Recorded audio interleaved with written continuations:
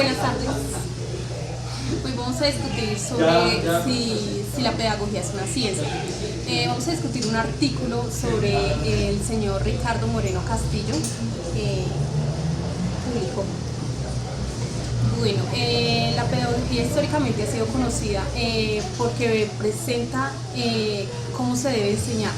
Entonces, digamos que históricamente han habido sectores que han querido cientificar la pedagogía.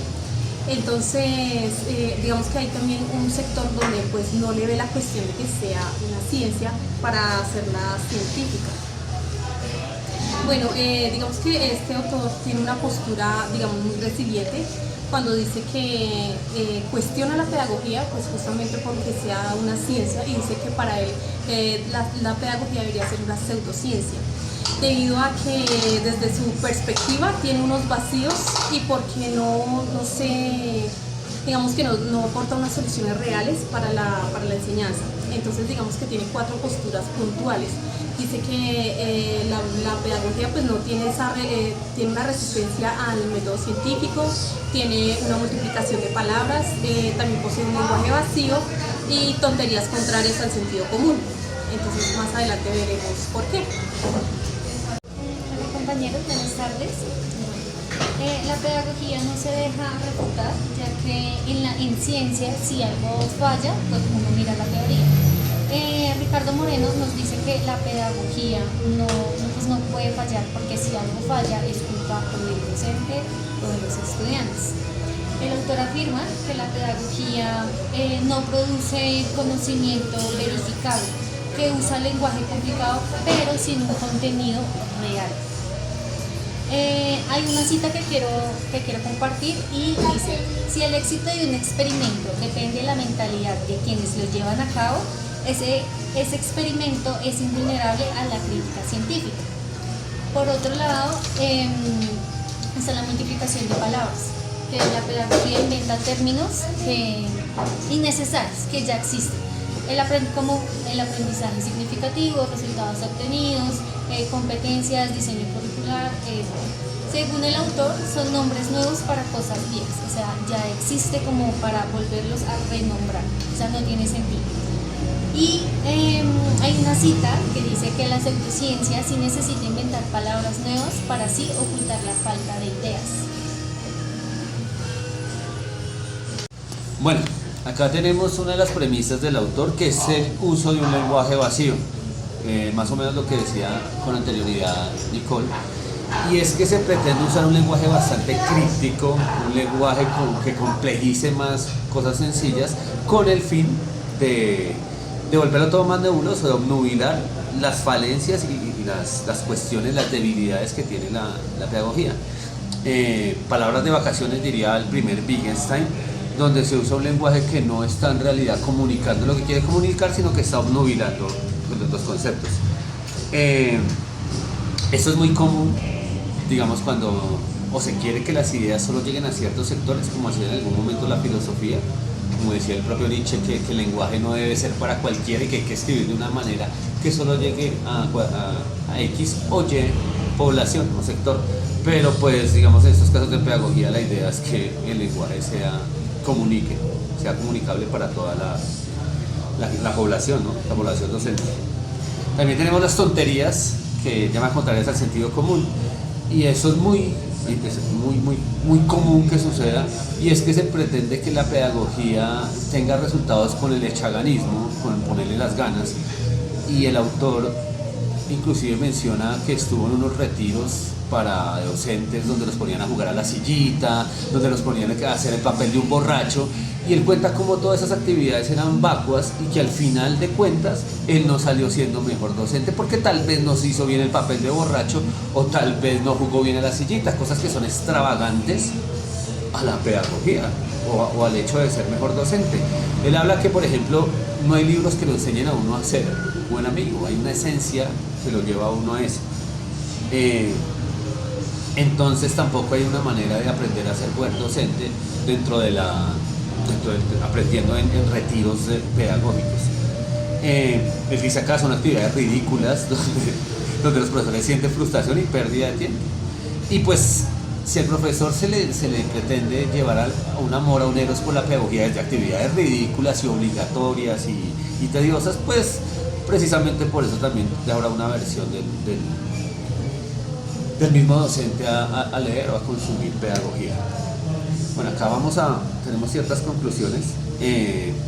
Primero del autor.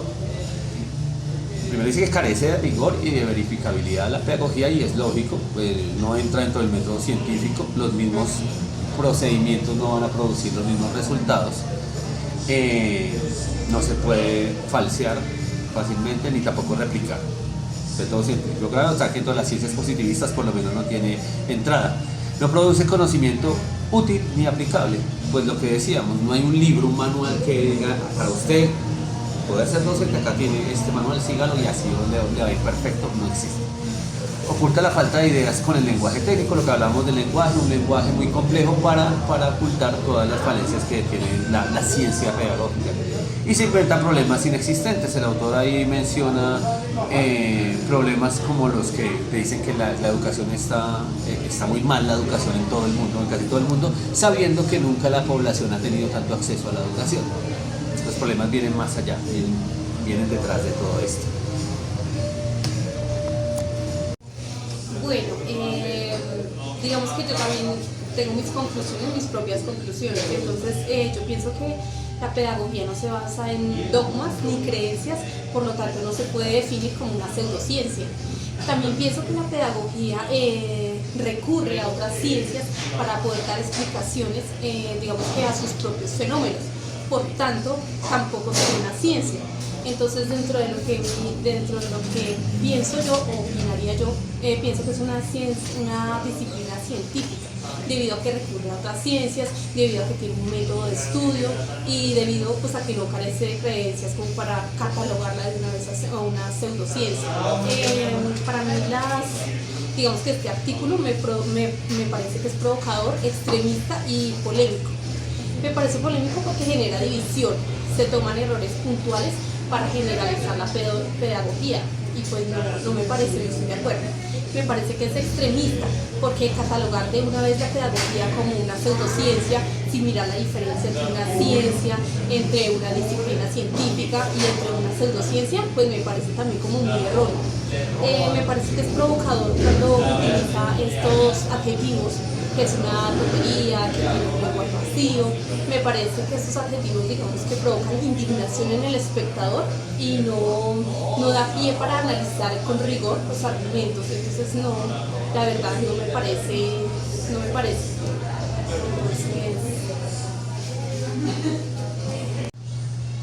bueno, en mis conclusiones,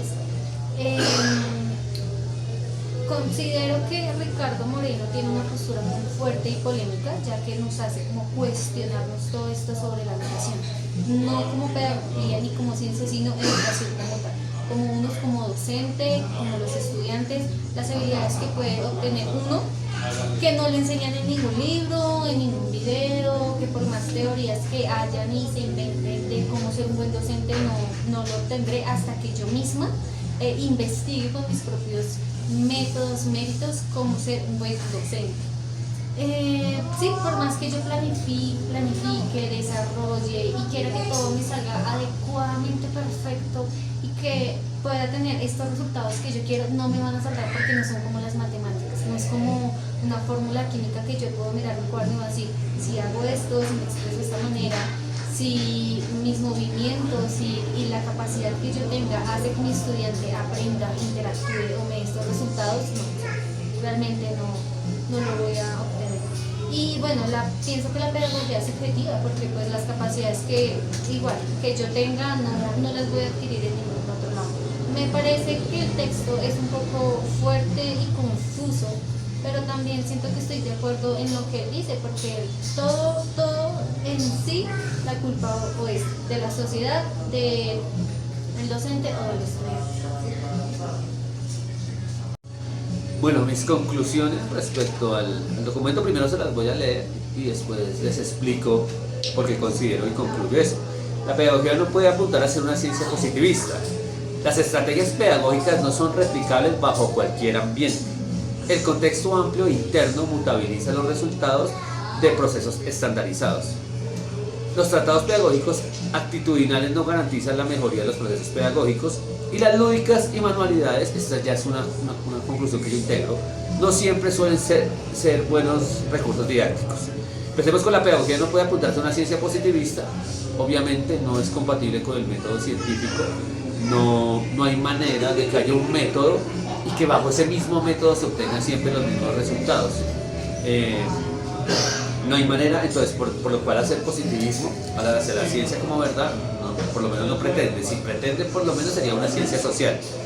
Las estrategias pedagógicas no son replicables bajo cualquier ambiente. Precisamente esto, una estrategia que funcionó para estudiantes en Montpellier para que aprendieran correctamente a identificar el diptongo y el hiato, no va a funcionar de igual forma en un colegio de Ciudad Bolívar o de Soacha.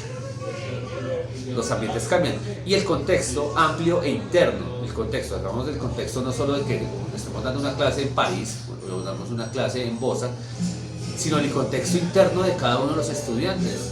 Cada uno de los estudiantes, tengo 30, esos cada uno tiene un contexto interno, que puede que este método del doctor Auswell me funcione con este, pero con este no. Entonces ahí también hace que eso esté muy alejado de la ciencia. Los tratados pedagógicos actitudinales no garantizan la mejoría de los procesos pedagógicos. El echereganismo, el sea buen profesor, el métale la actitud, el haga bien el papel del borracho en la convivencia de profesores, o haga bien el jueguito de las sillas, como decía el autor, no garantizan. Entonces, digamos, esas estrategias pedagógicas son extravagantes a la pedagogía. Y por último, las lúdicas y manualidades, esa es conclusión mía, que yo veo que en la universidad incluso se confunde didáctica con lúdica, y toda la didáctica se está enfocando sobre todo a que hagan manualidades, a que hagan carteleras, frisos, una serie de cosas que para mí, en cierta medida, son extravagantes al conocimiento. Hago una crítica como la que hacía el propio autor, donde uno dice, bueno, pues de pronto a algunos les funciona, ¿no? Los que tienen más un lado artístico, que no son todos, que probablemente estarían estudiando artística, como decía un compañero precisamente que había en una clase.